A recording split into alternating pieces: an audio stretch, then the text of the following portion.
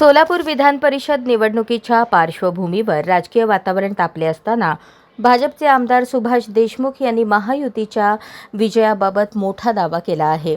महायुतीच्या बाजूने एक अदृश्य शक्ती कार्यरत असून तिचा परिणाम निवडणुकीच्या निकालात निश्चितपणे दिसून येईल असे वक्तव्य त्यांनी केले।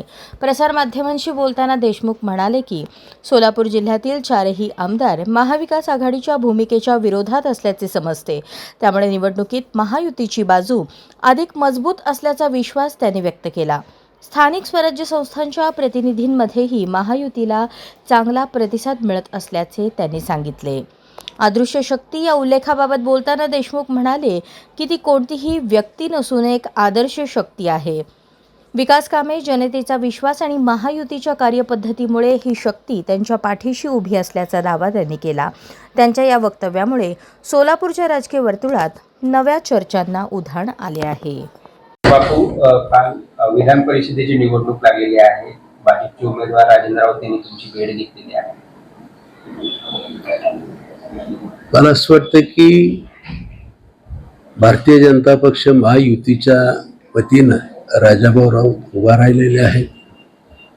फॉर्म भरताना हे अचानकपणे रात्री मला 12:30 वाजता फोन आला, पण मी बाहेरगावला होतो। मी मनीषला, आमचे चिरंजीव मनीषला पाठवलं होतं। आपण लोकांनी पालकमंत्र्याला विचारले की सुभाष देशमुखची गैरहजेरी आहे म्हणून। मला असं वाटतं की मी गैरहजर राहत नाही, परंतु सकाळी फॉर्म भरत आणि रात्री 12-12:30 वाजता फोन बाहेरगावला होतो अचानक, त्याच्यामुळे येऊ शकलो नाही। आणि काल परवा राजाभाऊ येऊन गेलेले आहेत। येऊ किंवा न येऊ, आमच्या सर्वांची जबाबदारी आहे की राजाभाऊला प्रचंड मताने निवडून आणायचे। आम्हा सर्वच लोकप्रतिनिधी असतील, आमचे कार्यकर्ते असतील, आमचे पालकमंत्री असतील, सर्व मिळून आम्ही काम करतो। बापूसाहेब, 1997 ला तुमच्या पाठीमागे अदृश्य शक्ती होती। तुमच्याकडे तो मॅजिक फिगर नव्हता तरी देखील तुम्ही बहुमताने निवडून आलात। आता विरोधक देखील तशाच पद्धतीच्या अदृश्य शक्तीच्या शोधात आहेत। मला असं वाटतं की त्यावेळेसची अदृश्य शक्ती वेगळी होती।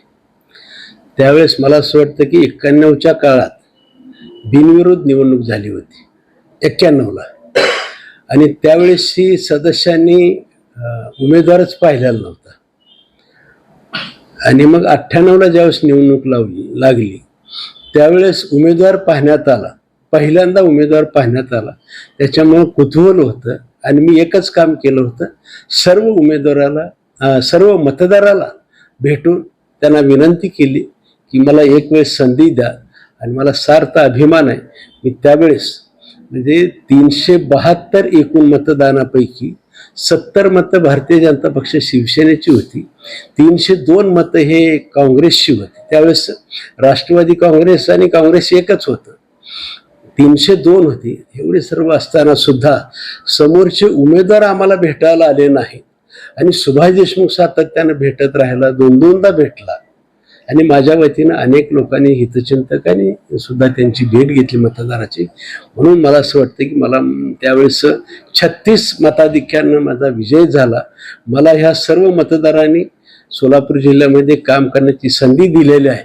आणि मला असं वाटतं की माझ्यातले काही चांगले गुण पाहिले असतील एखाद्या वेळेस भारतीय जनता पक्षाचं, त्यावेळेसचं धोरण त्यांना आवडलं असेल आणि त्याच्यामुळे मला बहुतेक त्यावेळेस निवडून दिले। यशाचा कानमंत्र देणार आहेत का? यशाचा कानमंत्र देणार आहेत का? मी कालच दिला, म्हणजे राजाभाऊ राऊत यांना सर्व काय कानात सांगायचे सांगितलेलं आहे। आणि यशासाठी ज्या काही गोष्टी करायला लागतात त्या सर्व बोललेलं आहे।